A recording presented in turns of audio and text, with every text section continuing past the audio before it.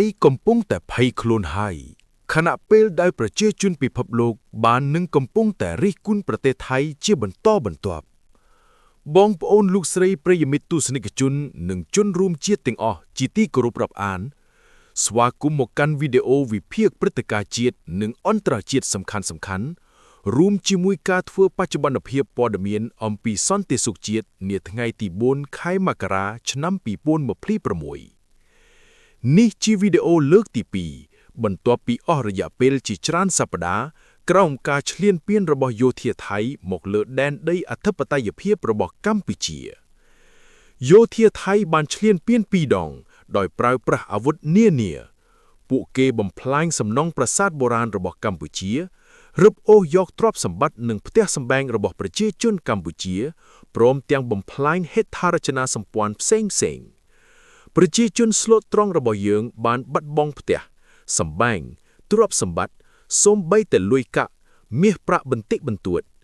ទាហានថៃបានរើកាយលួចយកទៅធ្វើជាទ្រព្យផ្ទាល់ខ្លួនដោយឥបអៀនខ្មាស់ទង្វើទាំងនេះបង្ហាញថាទាហានថៃគឺជាចោរជាពិតប្រាកដ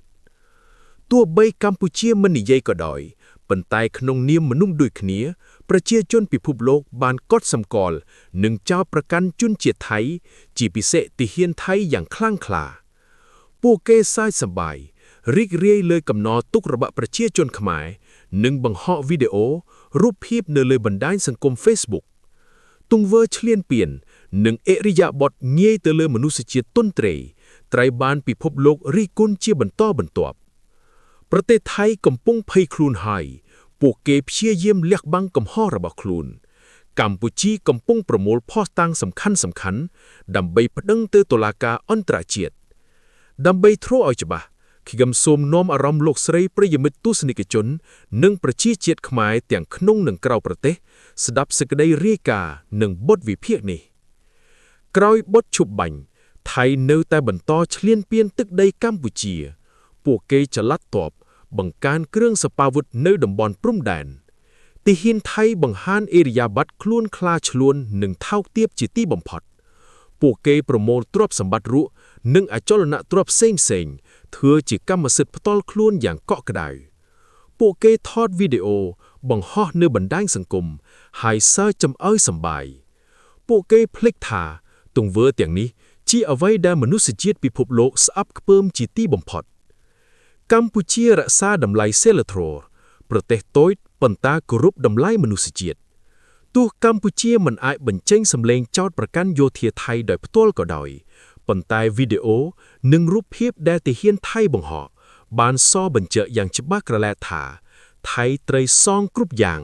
ក្រោមការឈ្លានពានលើដែនអធិបតេយ្យភាពកម្ពុជាមូលហេតុដែលយើងចាត់ទុកថាថៃកំពុងភ័យខ្លួនគឺផ្អែកលើសារព័ត៌មានថៃប៉ុន្មានថ្ងៃនេះថៃចាត់វិធានការសំខាន់ដោយអំពាវនាវដោយប្រជាពលរដ្ឋនិងកងទ័ពឲ្យបញ្ឈប់ការចែករំលែករូបភាពវីដេអូសកម្មភាពទន់ទ្រាយចូលកាន់កាប់ទឹកដីកម្ពុជារួមទាំងការវាយកំទេចផ្ទះសម្បែងយកទ្រព្យសម្បត្តិប្រជាជនកម្ពុជានិងការប្រើពាក្យសម្ដីពួកគេអំពាវនាវថារូបភាពវីដេអូទាំងនេះនឹងត្រូវកម្ពុជាប្រើជាភស្តុតាងប្តឹងទៅអន្តរជាតិចំណុចនេះបង្ហាញថាថៃភ័យខ្លួនពិតខណៈកម្ពុជាប្រើច្បាប់អន្តរជាតិដើម្បីជំរែកបញ្ហាជាមួយថៃខ្ញុំធ្លាប់និយាយក្នុងវីដេអូមុនអំពីវិធានការដើម្បីប្តឹងទៅតុលាការអន្តរជាតិទាមទារសំណងក្រោយការបំផ្លាញទ្រព្យឯកជនប្រជាជនកម្ពុជារួមទាំងការឈ្លានពានកាត់កាន់ដីធ្លីរបស់ពលរដ្ឋកម្ពុជានៅក្នុងដែនអធិបតេយ្យភាពដោយខុសច្បាប់សូមបងប្អូនជនរួមជាតិរក្សាព័ត៌មាននិងវីដេអូទាំងនេះឲ្យបានល្អចែករំលែកឲ្យពៅនៅបណ្ដាញសង្គមដើម្បីបង្ហាញទង្វើអាក្រក់របស់ថៃជាភស្តុតាងច្បាស់ក្រឡែតទៅអន្តរជាតិទោះថៃព្យាយាមលាក់បាំងយ៉ាងណាក៏មិនអាចបិទភ្នែកមហាជនប្រជាជនពិភពលោកបាននោះទេកម្លាំងមនុស្សធម៌នៅលើពិភពលោកតាមរយៈប្រជាជនដែលជាមនុស្សដូចគ្នានឹងដឹងច្បាស់អំពីទង្វើថោកទាបនិងការឈ្លានពានព្រៃផ្សំងជាទីបំផុតដោយជាចោរលួចទាំងទ្រព្យសម្បត្តិទាំងទឹកដីកម្ពុជាដោយខុសច្បាប់តើបងប្អូនដឹងឬទេហេតុអ្វីថៃចាប់ផ្ដើមភ័យខ្លួនពីមុនថៃប្រហែលគិតថាកម្ពុជាមិនហ៊ានប្តឹងទៅតុលាការអន្តរជាតិទេ ប៉ុន្តែកាលពីម្សិលមិញគឺថ្ងៃទី3ខែមករាឆ្នាំ2026ក្រសួងការបរទេសកម្ពុជាបានចេញសេចក្តីប្រកាសព័ត៌មានថ្លែងទៅសាធារណជនបង្ហាញទីតាំងនៅខេត្តទាំង4រួមជាមួយរូបភាពពីផ្កាយរណបវាបង្ហាញថាយោធាថៃបានរុករានឈ្លានពានទឹកដីកម្ពុជានិងឆក់ជើងខុសច្បាប់ពួកគេដាក់កុងទ័រទង់ជាតិនិងរាយលក់ផ្លែលើកម្ពុជាកម្ពុជាមិនទទួលស្គាល់ខ្សែបន្ទាត់ព្រំដែនដែលត្រូវបានកំណត់ដោយកម្លាំងយោធានោះទេដូច្នេះការតវ៉ានិងប្តឹងផ្តល់ទៅតុលាការអន្តរជាតិនៅតែបន្តកម្ពុជាកំពុងប្រមូលភស្តុតាងដើម្បីអនុវត្តតាមច្បាប់អន្តរជាតិឲ្យមានប្រសិទ្ធភាពប្តឹងមួយដងឲ្យដល់ទីបញ្ចប់ឲ្យថៃរើពីនិងសងអ្វីដែលពួកគេបានប្រព្រឹត្តទាំងការឈ្លានពាននិងលួចប្លន់បងប្អូនប្រិយមិត្តទស្សនិកជន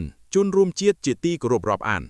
សង្ឃឹមថាបងប្អូនយល់នៅសេចក្តីវិភាគនេះរួមជាមួយព្រឹត្តិការណ៍ធឿបច្ចុប្បន្នភាពអំពីស្ថានភាពសន្តិសុខកម្ពុជារហូតមកដល់ថ្ងៃទី4ខែមករាឆ្នាំ2026តាមសារព័ត៌មានភ្លាវការរបស់កម្ពុជាថៃនៅតែបន្តទម្លាក់កុងទ័រដល់ទង់ជាតិនៅច្រកព្រំដែនសំខាន់ៗជាពិសេសភូមិជោគជ័យភូមិព្រៃច័ន្ទនិងតំបន់បឹងត្រកួនអាជ្ញាធរកម្ពុជានៅតំបន់ព្រំដែនក៏បានផ្សព្វផ្សាយព័ត៌មានភ្លាវការថាទាហានថៃបានចូលឃាត់ផ្ទះប្រជាពលរដ្ឋយកទ្រព្យសម្បត្តិមានតម្លៃរបស់ប្រជាជនកម្ពុជាស្លូតត្រង់ឧទាហរណ៍កាលពីថ្ងៃទី4ខែមករាឆ្នាំ2025នៅខេត្តពោធិ៍សាត់កម្លាំងយោធាថៃបានចូលឃាត់ផ្ទះនៅភូមិសង្គមថ្មីប្រមូលសម្ភារៈមានតម្លៃពីផ្ទះចំនួន8ខ្នងម៉ូតូ4គ្រឿងនិងរ៉ឺម៉កដឹកសម្រាមរបស់អ្នកភូមិ2គ្រឿងហើយមានករណីសាហាវព្រៃផ្សាំងមួយទៀតកាលពីថ្ងៃទី1ខែមករាឆ្នាំ2026នៅខេត្តឧត្តរមានជ័យពលរដ្ឋខ្មែរបានទៅពិនិត្យផ្ទះសំណាក់របស់ខ្លួនដែលទាហានថៃប្រើកម្លាំងចូលគ្រប់គ្រងនៅក្នុងទឹកដីខ្មែរព្រំដែនពេលយោធាថៃមកដល់ស្ត្រីខ្មែរម្នាក់បានលើកដៃសំពះសូមចូលយកសម្ភារៈចាំបាច់ប៉ុន្តែយោធាថៃប្រើអាវុធមិនអនុញ្ញាតឲ្យពលរដ្ឋខ្មែរបើករថយន្តចូលដឹកសម្ភារៈហើយបណ្ដេញបុរសខ្មែរជាមុនក្រោយមកទើបអនុញ្ញាតឲ្យស្ត្រីម្ចាស់ផ្ទះចូលយកសម្ភារៈសេសសល់បន្តិចបន្តួចពលរដ្ឋអះអាងថាទ្រព្យសម្បត្តិមានតម្លៃនិងសម្ភារៈប្រេះប្រាស់ភាគច្រើនត្រូវទាហានថៃកោះលួចយកទៅអស់នេះតាមប្រភពក្រសួងមហាផ្ទៃកម្ពុជាអរគុណបងប្អូនដែលចំណាយពេលតាមដាននិងទស្សនាវីដេអូធ្វើបច្ចុប្បន្នភាពរួមជាមួយបទវិភាគសំខាន់ៗនេះខ្ញុំសូមបញ្ចប់ត្រឹមប៉ុណ្ណេះសូមថ្លែងទោសចំពោះកំហុសខុសឆ្គងដែលកើតឡើងដោយអចេតនាបន្តិចទៀតយើងនឹងជួបគ្នាវិញជាមួយព័ត៌មានថ្មីៗជាបន្តបន្ទាប់សូមអរគុណ